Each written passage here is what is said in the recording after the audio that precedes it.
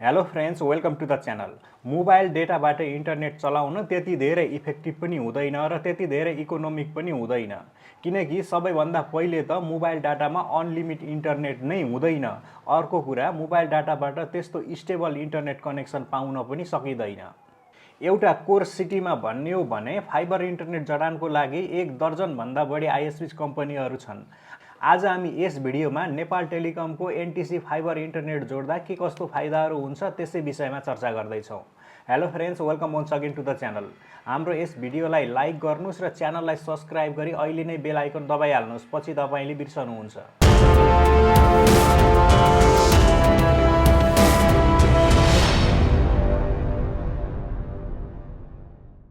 एउटा सिटीमा भन्ने हो भने 1 दर्जनभन्दा धेरै आइएसपीजहरू छन् जसले फाइबर इन्टरनेट प्रोभाइड गर्छन्।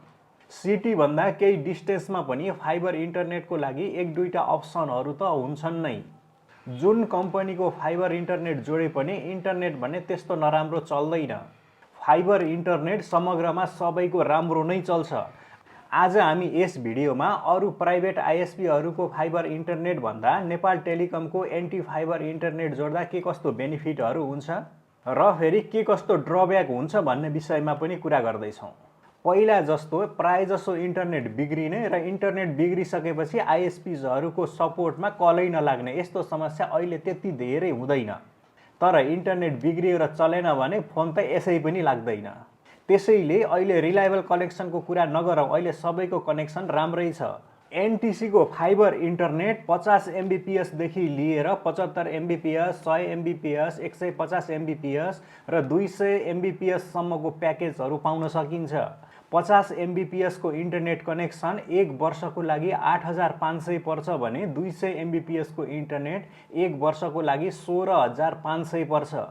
एनटिसीको 50 एमबिपिएसको इन्टरनेट 8500मा 1 वर्षको लागि पाउन सकिन्छ। एउटा घर या सानो अफिसको लागि मोबाइल चलाउन, ल्यापटप चलाउनको लागि 50 एमबिपिएसको इन्टरनेट इनफ हुन्छ। महिनाको हिसाब गर्ने हो भने 1 महिनाको 18 जिबी हुन्छ। यही डेटा मोबाइलमा अलग्गै डेटा प्याक पर्चेस गर्ने हो भने पनि अराउन्ड 500 पर्छ। अझ यदि प्याकेज 200 एमबिपिएसको छ भने हरेक दिन मोबाइलको लागि 1 जिबी डेटा नै पाउँछ।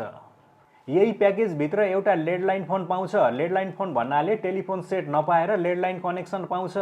राउटरमा भएको RJ11 केबलमा जोडेर सिधै ल्यान्डलाइन फोन चलाउन सकिन्छ, जसमा एउटा युनिक फोन नम्बरै पाउँछ।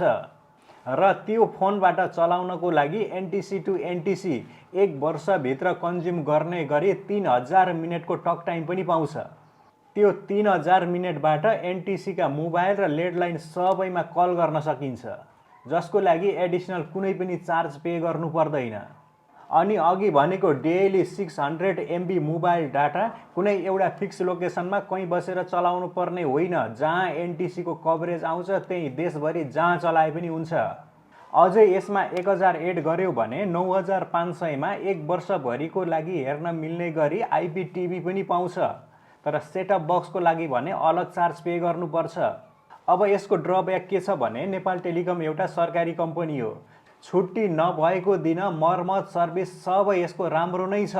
तर छुट्टी भएको दिन यदि इन्टरनेटमा कुनै समस्या आयो, केही बिग्रियो भने अफिस नखुलन्जेलसम्म यो बन्दैन, अफिस खुलेपछि मात्रै बन्छ। अर्को, अलि हाई स्पिड चाहियो भने यस्तो प्याकेज यसमा छैन। 200 एमबिपिएसको इन्टरनेट पनि यसमा 16500 पर्छ, जबकि अन्य कम्पनीहरूमा 11,500-12,000मा पाइरहेको हुन्छ। त्योभन्दा माथि 300 एमबिपिएस, 400 एमबिपिएस, 500 एमबिपिएसको इन्टरनेटहरू पनि अरू कम्पनीमा सजिलै पाउन सकिन्छ, तर एनटिसीमा भने छैन। त्यस्तै डेडिकेटेड प्रिमियम इन्टरनेट पनि अरू कम्पनीको भन्दा अलि बढी धेरै नै पर्न जान्छ। त्यस्तै अरू कम्पनीले दिने router dual band 5G router नै पाउँछ र अलिकति हाई स्पिडको इन्टरनेट जोड्यो भने वाइफाई 6 सपोर्ट गर्ने राउटर पनि पाउँछ। तर एनटिसीमा केवल पुरानै 2.4G को राउटर मात्रै पाउँछ। ओन्ली वाइफाई 4 सपोर्ट गर्ने मात्रै राउटर पाउँछ। 50 एमबिपिएसको इन्टरनेटमा वाइफाई 6 राउटर त पाउँदैन, तर 100 एमबिपिएस भन्दा माथिको प्याकेजमा वाइफाई 6 राउटर चाहियो भने पाउन त पाउँछ। त्यसको लागि 3000 एक्स्ट्रा पे गर्नुपर्छ। सो त्यसैले हाई स्पिड अलि फास्ट इन्टरनेटको लागि भने त्यति धेरै उपयुक्त छैन। तर एउटा सानो अफिसको लागि घरको लागि भने 50 MBPS को इन्टरनेट इनफ हुन्छ भने एनटिसी को इन्टरनेट प्याकेज एकदमै राम्रो छ, जहाँ 9500 भित्रको प्याकेजभित्र 1 वर्षभरि चल्ने 50 MBPS को इन्टरनेट, 1 वर्षभरिको लागि टेलिभिजन प्याकेज, एउटा ल्यान्डलाइन फोन जसमा 3000 मिनेटको NTC to NTC talk time पाइन्छ र मोबाइलको लागि डेली 600 MB डेटा पाउन सकिन्छ। ओके, यति नै हो आजको यस भिडियोमा। तपाईलाई यो भिडियो कस्तो लाग्यो एउटा लाइक गर्नुहोला र हाम्रो यस च्यानलमा नयाँ हुनुहुन्छ भने च्यानललाई सब्स्क्राइब गरी छेउमा रहेको बेल आइकनमा हिट गर्न नभुल्नुहोला, ताकि जब हामी कुनै नयाँ भिडियो अपलोड गर्छौँ त्यसको नोटिफिकेसन सबैभन्दा पहिले तपाईलाई प्राप्त हुन्छ।